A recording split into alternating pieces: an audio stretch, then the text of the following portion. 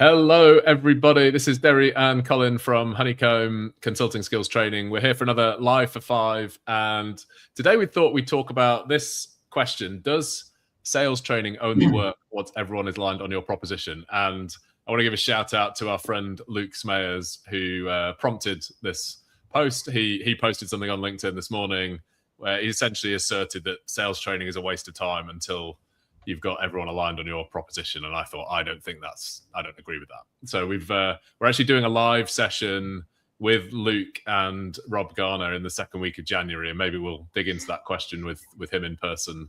Then if you want to check that out, head to honeycombps.co.uk and sign up for the webinar. But we thought we'd just have a little chat about it today as well. So Colin, when you see this question, what's your initial reaction to it? But it actually reminded me, and as did Luke Smeyers' post, around one of the first lessons I really had informally in sales back in my early consulting career at PwC. I spent quite a lot of time with a couple of colleagues. When things are difficult, when we're delivering work, we managed to create a bit of time, side of the desk stuff to work on value propositions and develop and kind of refine a new one. And I remember inviting one of our partners to a session to come and talk about it, looking to get their endorsement and support into it. And he said no, and in a kind of a blunt way. And I was like he wouldn't even come to the session. Yeah, a little bit blunt. And of course, he said, look, let me explain. So that I could easily fill my day, and in fact my week, with internal meetings about value propositions. The ones I'm interested in are with clients. Right? If you invite me to a client meeting, I'll be there with bells on. Right? And what he was actually helping me with is this kind of mindset point of, we need to start with client need, and I'd much rather, if you can create some time, I'd much rather you spend it just trying to have any kind of conversation with a client and just trying to listen and ask great questions. And that's how we'll best refine our value propositions, is to hear firsthand what they're struggling with. Yeah, I think that's absolutely right. The other side I've seen, and I'm not suggesting this was true of you at PwC, was in some of our training this year. I mean, we must have trained 20 odd consulting teams on sales mindset, sales habits, sales behaviors this year. And what we see sometimes in the coaching calls that follow our training is that there's people that are hiding behind the proposition development piece. Like, oh, I'm not quite ready to put myself out on LinkedIn and share thinking because I'm still refining my proposition. I'm not quite ready to go and have some conversations. I'm still refining my proposition. And I would 100% agree with Luke that a crystal clear, precise proposition is absolutely critical. And if you're trying to get to a team-centered, collective approach to sales, it's absolutely critical that everyone's singing from the same hymn sheet. But I also see it being a bit of an excuse that people use to not put themselves out there when they've got a concern with that.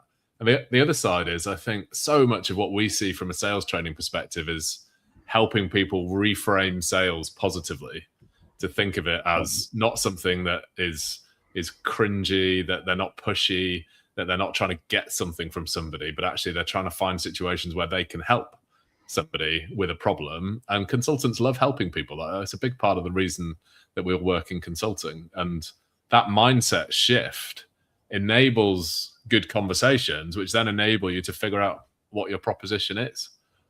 So my take on this is that the individual sales capability and mindset shift is necessary to get aligned on a proposition. Yeah, look, we can actually absolutely work on these things in parallel. I mean, I've experienced the same thing recently in training cohorts. I even had one person say to me, very similar to you, like, I can't go and have conversations because we're still working on the value propositions in the background. And I agree. For me, it's a bit of a strong indicator around mindset and positivity. So yes, absolutely, we fully agree that we need to create real clarity on value proposition aligned to client pain and problems that it's seeking to solve. But you can have very, very good conversations with a 70% understanding of that. And what's really important, perhaps it depends a little bit on who we're training and where they are in their career and their organization. Getting people into that mindset of just being prepared and ready to open up broad conversations, go in the direction the client wants to go in, is the kind of habit and skill we want to build with people quite early in their careers. And we don't want to wait, as you say, until everything is perfect from a proposition definition perspective. maybe it comes down to like what is the nature of sales training. Like if sales training boils down to defining personas and then trying to think about messaging to those personas, it's more in the kind of marketing space. Or if it's about negotiation tactics or particular sales frameworks, then yeah, I can totally see how that stuff can fall very flat if your firm isn't in a place where everybody is curious about clients, is geared up to ask good questions, to listen really carefully, and to shape and understand the problems that those clients have. So maybe it's just that our flavor of sales training is a bit different, and that we're really helping people shift into that mindset that then leads to refining propositions. Yeah, I think that's probably part of the truth. Yeah. So we're at 6 minutes. We live for 5. We never make it in 5 minutes, but we don't want it to go on. Luke, thank you for the post this morning. Very thought provoking. Triggered a lot of discussion internally for us, and I think we'll help other people think through this type of stuff as well. Very much looking forward to picking up with Luke and Rob in January and talking about this type of stuff. If you have a little look up in the top corner here, the QR code, that will take you through to all of the free resources that we put out through Honeycomb Consulting Skills Training. So please do sign up to our mailing lists, and then you'll get notification of everything that we're putting out. Colin, thank you very much. This might be our last live for 5 before Christmas, so have a great break, everybody that's taken some time off, and we will look forward to picking up with you in the new year. See you in the new year.